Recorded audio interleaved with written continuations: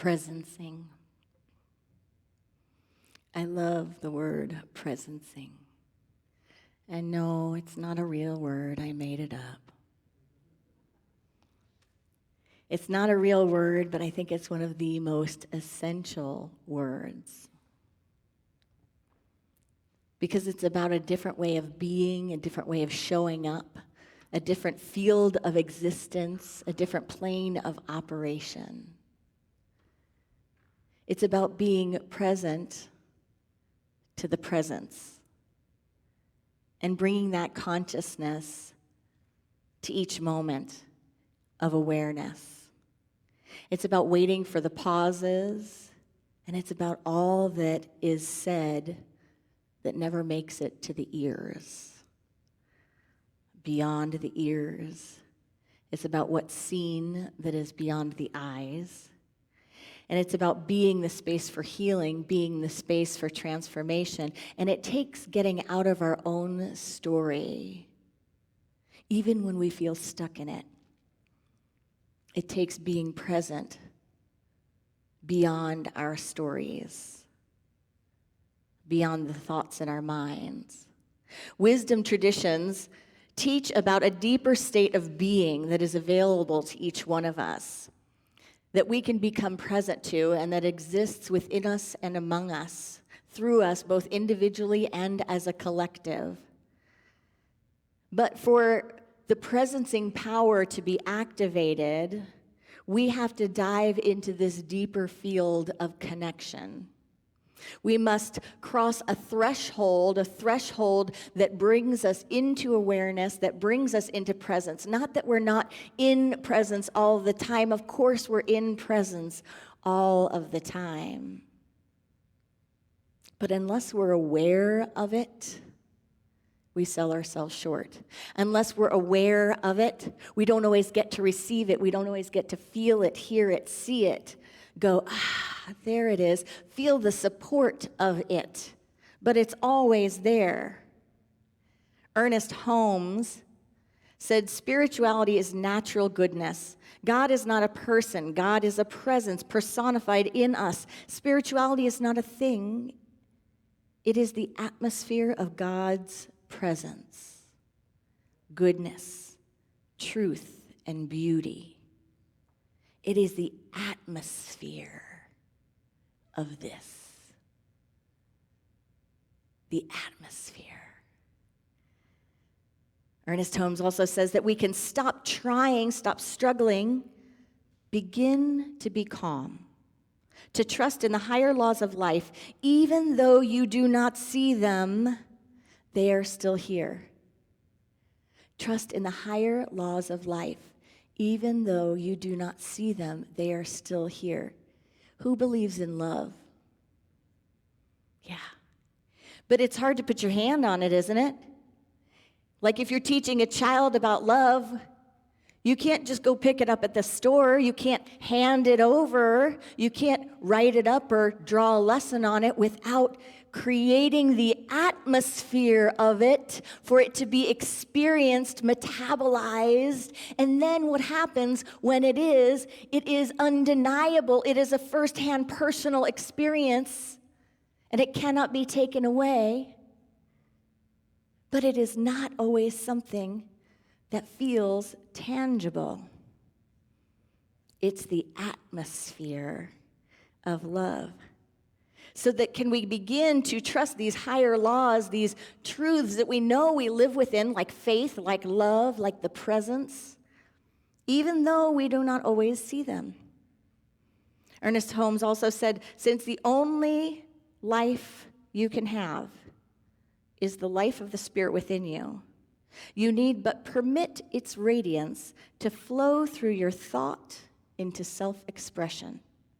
You are surrounded by a dynamic force, a great surge of living power. You are immersed in and saturated with the vital essence of life. Its presence permeates everything, binding all together in one complete whole. Let's breathe into that. Breathe into that. If there are any parts of my body, my being, my emotional field, my mind, myself, my community, my nation, my world that do not feel this truth, let me know this truth. Though it may be invisible, let me know it. Let me activate it. Let it be the atmosphere from which I draw my breath, in which I live, move, and have my being.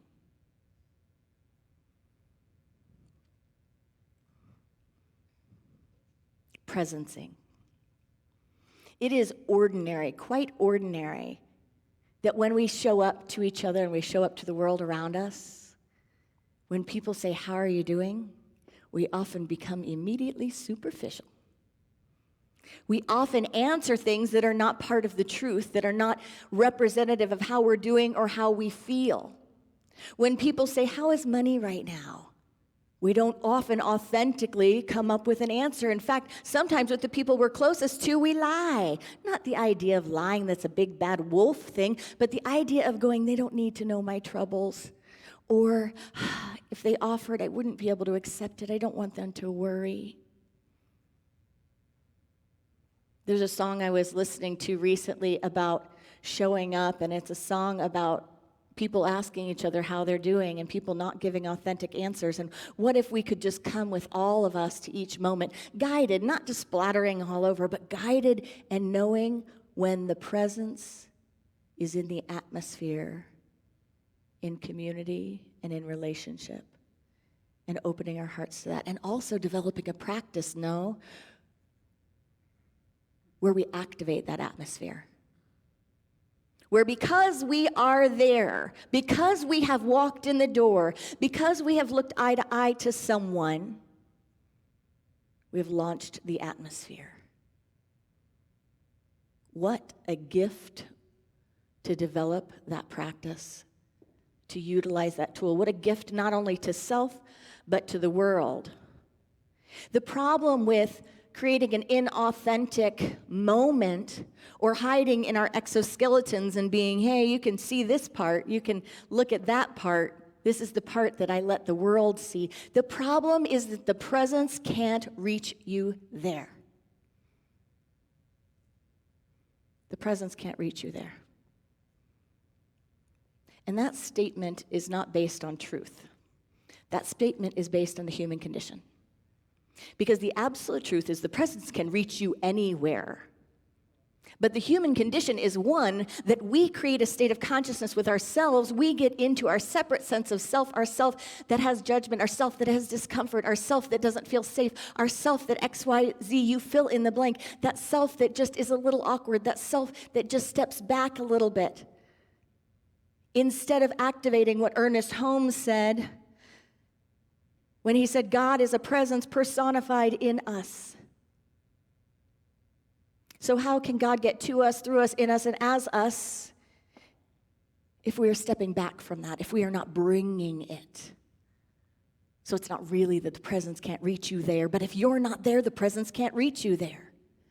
Because the presence has to move in and through and as us in each moment.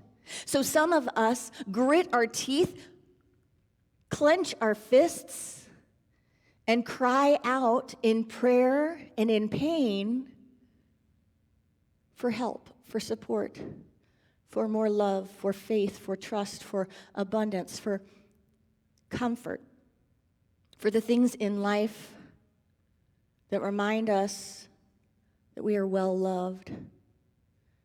And we cry out and we launch those prayers. But when it comes to a moment of authenticity, we step back and we share a story that is like a wall. There's no opening there. It's like a wall. There's nothing to do with that. There's no invitation for the presence in you to really presence and greet the presence in me if I'm not really showing up, if I'm not activating the atmosphere among us. But we can turn that wall into a window. We turn that wall into a window by beginning to take down the veils, to take down the shields, to take off the masks, to take the protections down. And then when we get more comfortable doing that, we often transform the window into a door. And the beauty of transforming the window into the door is that we don't even have to peel the door open. You don't have to take the locks off. The Spirit of life, love, and wisdom opens the floodgates and opens the door.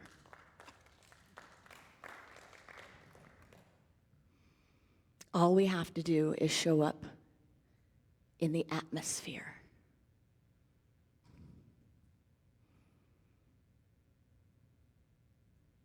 Emmett Fox said, "There is no difficulty that love will not conquer, no disease that enough love will not heal, no door that enough love will not open, no gulf that enough love will not bridge, no wall that enough love will not throw down, no sin that enough love will not redeem." He said, attention is the key to life. Whatever you really give your attention to, you become. Whatever you really concentrate upon will come into your life. We grow into the thing that fills our thoughts as inevitably as the stream merges into the ocean at last. So we often think of that idea of what we attend to, what we put our attention on, is that I have to keep my attention on these positive things. I have to keep these attentions on things that I want. I have to focus on my attention.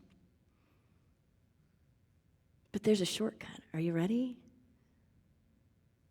All we have to do is focus our attention on presence and presencing. See, we can't just stop. Some people stop at focusing on presence. Some people stop at the name of religion, in the name of spirituality, focusing on presence. I got it because I got God. I got it because I know God. I got it because I worshiped. I got it because I got my church. I got it because I know the Bible. I got it because I know the whole structure of my religion. And I go and I do these things and I practice it at the time I'm supposed to, and I'm committed and I give and I do all this. I got it because I know how to focus on the presence. But what happens sometimes when they are met with the presence that is right in front of them, the presence that has two eyes, the presence that has hands and arms and feet? What do we do when we're met with that presence? Do we honor it to the same degree because it is an expression of the Most High? Do we stop and see it? That's one of the reasons that religion is in decline in our world, because of the inauthenticity and the fissure between the presence and presencing. Between thinking about and talking about God and religion and church and who we are and love, and creating an absolute atmosphere of it that is palpable. An atmosphere of it that doesn't polarize, that doesn't attack, that doesn't judge, that presences, even in the midst of all those things, even in the midst of if they are popping up in the conversation in your head, there is a stronger being, a stronger self, a stronger sense in there that goes, oh, little one, I know you have these thoughts, I know, that's what you think. And here I am, heart to heart, soul to soul. I see you. Feel your heart. You're safe with me. We are beyond this lifetime. We are beyond these thoughts. We are beyond these ideas. And that's the truth of this connection. That's the truth of this relationship. We are beyond this disease. We are beyond this disorder. We are beyond this discontent. We are beyond this moment.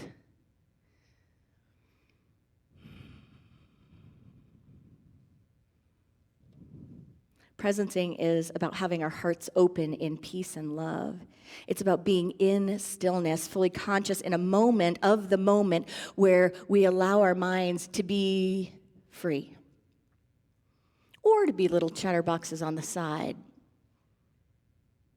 that we're not acting from, that we're not believing in, that we have the space for, and the emotional capacity and the spiritual maturity to understand that it's just a record playing.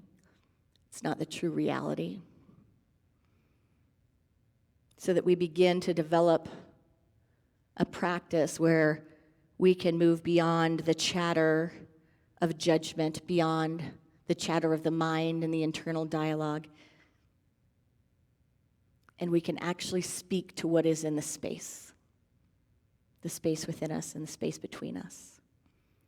That we can ask questions that invite us to take a deep dive, to go beyond the cordial catch-ups or superficial things, and we can allow ourselves to be guided to the sometimes very few words that open the floodgates. The floodgates of authenticity, safety, security, vulnerability, authentic connection, soul to soul, moment to moment, heart to heart moments of life living itself. The words or the looks that we get and we give are often the space that says, come here, come to mama, come here, put your shoulder here, come here. Or I see you. Or you are not alone. So many of you know Debbie Shank, who is in her Freedom Forum and was a big part of the spiritual community. In fact, every seat in this sanctuary has things touched by her because she used to update all of the seat sections with all of the paperwork in there. The app has welcome packets that were made by her. She is all over this place, and today is her birthday on our day of reopening. And she is no doubt strong in her freedom form. And the day that I drove to be with her in hospice, I was needing to open the space to presence her in a deep way. And so I texted a few of her closest friends. And I texted one of my great friends and a fellow singer-songwriter that floors me every time I hear her. Many of you know her, Ellis. And I texted her and I said, I know this is last minute. It was just a random day in the middle of a random time. And I said, any chance you could join me in the Zoom room in about 45 minutes and share a song for Deb with a small group of us? Now, many people would be too busy with life for that. Many people would have requirements around that, or it would take a lot of time to plan or figure out. And what she said is absolutely. And we talked for a moment and talked about what song, and it wasn't clear what song because, how do you know what song in a state like that? And we left it with a few possibilities and left it with the knowing that she would presence it. And she would know. And you know what she said to me in that moment that was presencing to me? She said, these are tender times. These are tender times. And that opened my heart and my floodgate. And we went about having our little Zoom party with Deb's beloveds. And then we had our surprise pop-in of Ellis playing a guitar song for us. And we had that moment. And as the time together went on, Ellis hopped off, everyone said their goodbyes, and there was myself and one other beloved left in the Zoom room. And we had all been connecting until after it was all done. Have you ever been in the Zoom room when everyone else has gotten off with your family or friends or whatever it is, and you're like, dang it, I'm the last person now. It's just too, what do we do? Okay, we got to stick up. And sometimes it's like, I don't want to be the last person in there. You want to know what happened? Within 2 seconds, our beloved, who was presencing her transition, who had just had her heart filled by this experience together, gets intimate time with me and our other beloved. And she didn't go into what else she needs or a deeper connection for her. She looked at our friend, our beloved, who was there with us in the Zoom room and hadn't been able to see her. And she looked like straight into her soul. And I don't remember the exact words. But it was like in those words was the whole infrastructure of understanding her soul and understanding her struggle and understanding every single detail about how this last bit of time for all of us has been. But it was customized, it was focused, and it was nutshelled into this small amount of words when she looked at the beloved straight through the screen. I was sitting by her side, but she looked straight at her beloved friend. She said, "This has been hard on you, especially hard on you, and I know your heart." And I couldn't possibly recreate the words. But the rush of tears with all of us was immense. Because in such few words, and with so little face-to-face time. No face-to-face time, right? She was able to just go, "Come to Mama. I see you. I know your heart. I've been feeling you. I feel you. Everything that you've been going through is honorable and honored. Come to Mama." And that is the power of presencing. That is the power of presencing.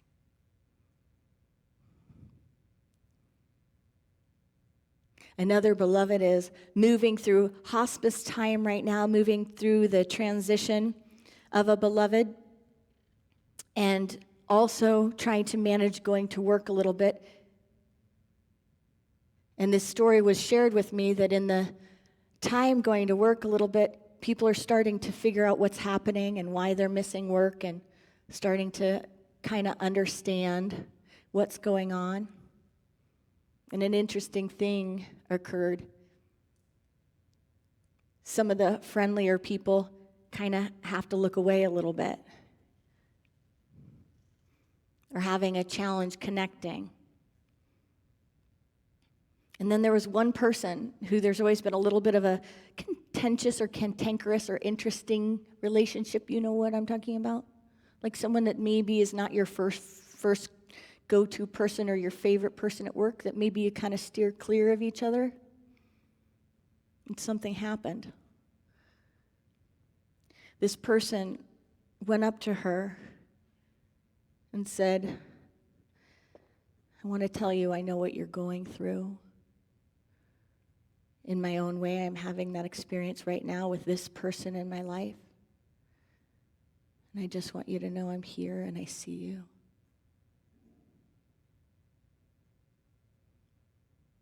And the door opens.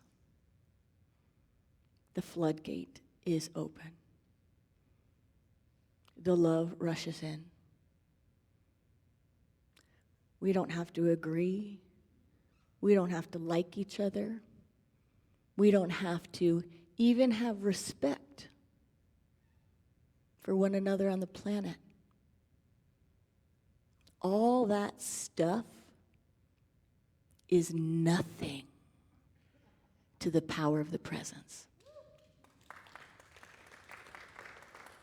It is no thing. There is no thing that it won't move through. There is no thing that it won't lift us up from. There is no thing that it cannot reach, as long as it can reach you. My sister has a way of doing that with me.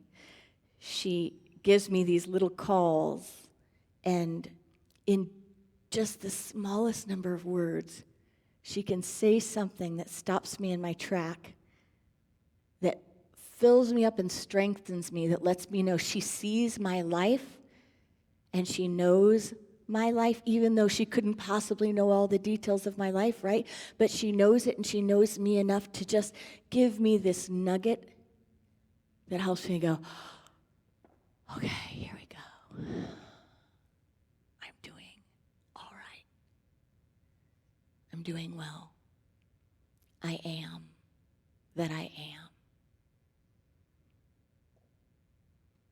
The power of the presence and the power of presencing. So friends, let's let life pile up sometimes so that moments that matter can have space. Let's read between the lines. There are 3 simple steps to expanding our capacity for presencing. Breathing, listening, asking. Breathing slows us down, it grounds us. Listening to ourselves, listening to others, listening to our guidance. Asking ourselves, what does that face tell me? What does that body language tell me? What does the voice tell me? What does this touch tell you? Eckhart Tolle says, the moment you realize you are not present, you are present. Whenever you are able to observe your mind, you are no longer trapped in it.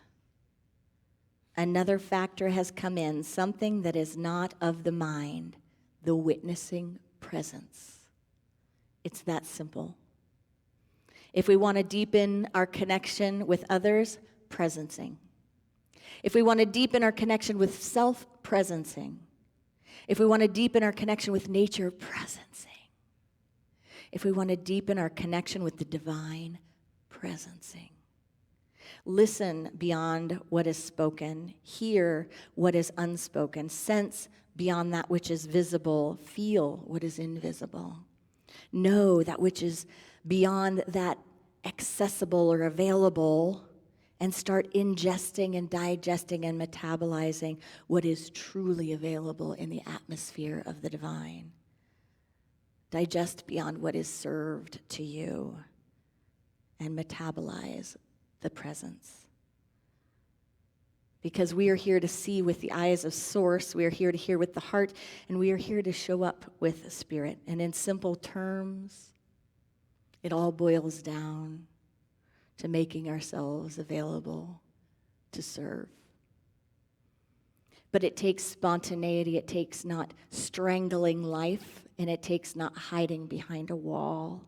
It takes trusting the flow and trusting the emerging process and the emerging moment, and trusting and knowing that it will always be better than we could ever have orchestrated or planned, even if we tried to. So get ready to be floored when you say yes. We stand in our true being, who we really are, our authentic self, and dive into our true purpose, which is really simple: presencing. Charles Fillmore said, the true church is not made of creeds and forms, nor is it contained in the walls of wood and stone.